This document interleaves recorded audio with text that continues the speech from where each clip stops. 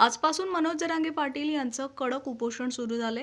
मात्र दुसरीकडे जरांगेंचे एकेकाळचे सहकारी अमोल खुणे यांनी त्यांच्यावर सडकून टीका केली आहे. मनोज जरांगे यांच्या आंदोलनाच्या भूमिकेवर संताप व्यक्त करत खुणेंनी गंभीर आरोप केलाय. जरांगे, गंगाधर काळकुटे आणि इतर टीमकडे अवैध संपत्ती असल्याचा आरोप अमोल खुणे यांनी केलाय.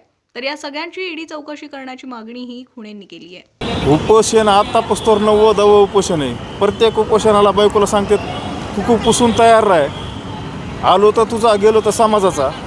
आपण तुम्हाला किती वेळेस बायकोचं कुकू पुसवायचं आहे आणि किती वेळेस समाजासाठी, म्हणजे तुम्हाला काय असे पुनर्जन्म आहे का, चार जन्म तुम्हाला मिळते का काय, मला ह्याच गोष्टीचं कळा नाही. मी तरी तुम्ही बसल्यावर मी तरी उपोषणाला बसणार आहे आणि मी रीतशीर उपोषणाला बसणार आहे, कारण मी तिथं तहसील ऑफिसला निवेदन दिलेलं आहे रीतशीर. मी तरी माझ्या बायकोचं कुकू पशील आहे. मी उन्हात जर बसलो, जोपर्यंत मराठ्याला EWS आरक्षण भेटत नाही तोपर्यंत मी उठणार नाही.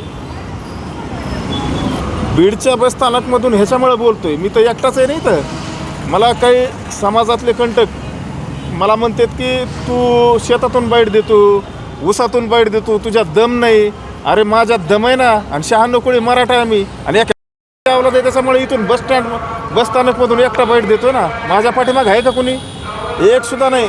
आणि तुमच्यात जर खरं तुम्ही जे माझ्यावर कमेंट करतात ना समाजातले काही कंटक, तुम्ही जर खरं एका असतान तर तुम्ही तिथं मनोज जरांगेला जाऊन प्रश्न विचारा. तुमच्याकडं अचानक तुमच्या प्रॉपर्टीमध्ये वाढ कसं काय झाली? पांडुरंग तारकने 49 एकर जमीन कशी घेतली? गंगाधर काळकुटेने चंदननगरला 7 गुंठे जागा कशी घेतली? स्वप्नील तारकने 1.5 कोटीत 6 एकर जमीन घेतली कशी? संजय कटारेचा 5 कोटीचं जे समजा त्याच्या 7 बारेवर बोजा पडला होता ते तहसीलदारने माफ कसं काय केला? कारण सर्वसामान्यावर जर त्याचं ट्रॅक्टर धरलं त्याच्यावर सरकार NPD पोलीस हे कानून कायदा NPDचं त्याच्यावर गुन्हा टाकतो. 1 वर्ष त्याला आहे का NPD कायद्या अंतर्गत 1 वर्ष जेलमध्ये टाकते. अरे मग संजय कटारेचा 5 कोटीचं जे बोजा पडला 7 बारेवर, ह्यांच्या वावरात जे वाळूचा स्टॉक होता त्याच्यावर बोजा पडला, तो माफ कसं काय होतोय? जेवढी टीम आहे त्या टीमचा, माझा आणि मनोज जरांगेचा SIT चौकशी आणि नार्को टेस्ट होण्यात यावी. आणि जे अजय महाराज बारसकरने ईडीला ते पत्र दिलेलं आहे की निवेदन दिलं, हे ह्यांच्या टीमची ईडी मार्फत चौकशी व्हावी प्रॉपर्टीची. ह्या सुद्धा प्रॉपर्टीच्या एका चौकशी यांची 100% व्हायला पाहिजे.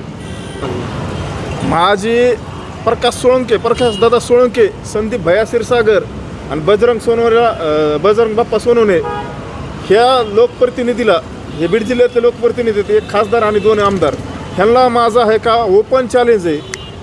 तुम्हाला आहे का इथून पुढं कधीच गुलाल लागणार नाही. मी तर एकटा आहे आणि तुम्हाला काय माझ्या संग खेटायचं ते खेटा. मी ओपन फिरतोय कुठं बी. आज बी बीडमध्ये, उद्या बी कुठं बी भेटेन तुम्हाला. तुमचे काय कार्यकर्ते असतील, तुमच्या काय शक्ती असतील, तुमचे काय पक्ष असतील, काय तुमच्या जे तुमच्या यंत्रणा आहेत ते हलवा आणि अमोल खुणेला जेलमध्ये टाकायचा प्रयत्न करा.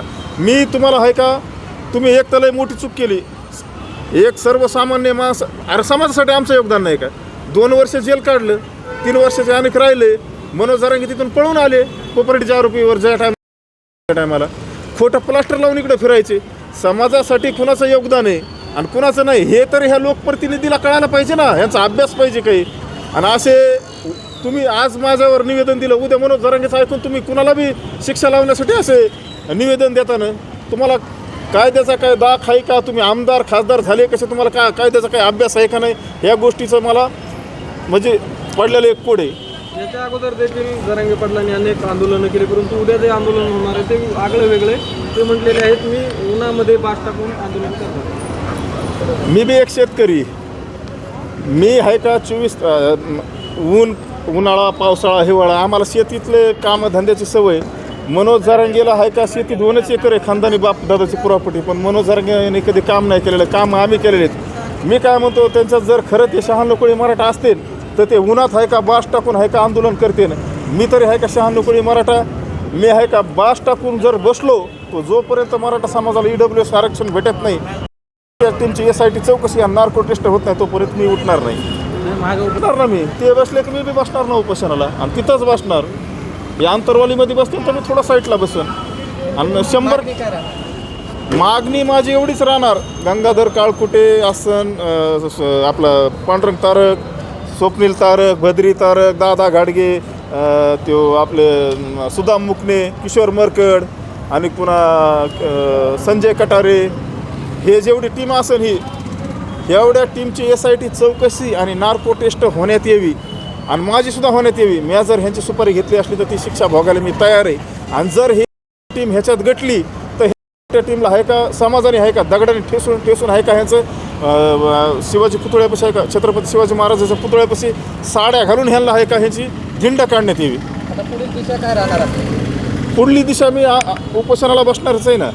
माझी मागणी तेवढीच आहे की माझ्या मराठा समाजाचे EWS आरक्षण गेले त्या आरक्षणाच्या मागणीसाठी मी बसणार आणि टीमचे SIT आणि नार्को टेस्ट लागण्यात यावी. या 2च मागण्यात माझ्या. की एकतर आमच्या मागण्या पूर्ण नाही झाल्या. अहो तुमचे 9 उपोषण झाले, गेलो तर तुझा आणि आलो तर समाजाचा कुठपासून तयार आहे. हे डायलॉग कवर खाणायचे. 9-10 उपोषणं झाले तुमचे. आत्तापर्यंत तुमच्या हैदराबाद गॅजेटचं अंमलबजावणी झाली. 308 कुण विसरपट्टी निघलीत फक्त, किती 308. आणि मग समाज घुसन कसा? समाजाला ज्या आरक्षणात लाभ होता ते आज आरक्षण गेलं ना. एवढं सुंदर आरक्षण होतं. आज तरुण पिढीला कळन जून महिना लागल्यावर हे त्या आरक्षणाचं महत्त्व काय आहे ते. कुणबी प्रमाणपत्राचा फायदा फक्त कोणाला झाला माहिती का? ज्यांना जिल्हा परिषद लढायची, पंचायत समिती लढायची, जे ग्रामपंचायत लढायची, नगरसेवक व्हायचे, अशा लोकांचा फायदा झाला. ह्यांनी पैसे देऊन खोटे कुणबी दाखले काढून एकाने एक तर क्रिचन आहे पुण्याला नगरसेवक काय झालं, त्यांनी मराठा कुणबी सरपट तिकीट काढून नगरसेवक झाला आहे ते. मग हे आहे का पैसे देऊन आहे का? हे फक्त जे समजा मोठाले लोक त्यांना फक्त राजकारणासाठी ह्याने उपयोग केला ह्याचा. ह्याच्यात गोरगरीब सर्वसामान्य मराठ्याचा काहीही फायदा नाही, तिळमात्र सुद्धा फायदा नाही.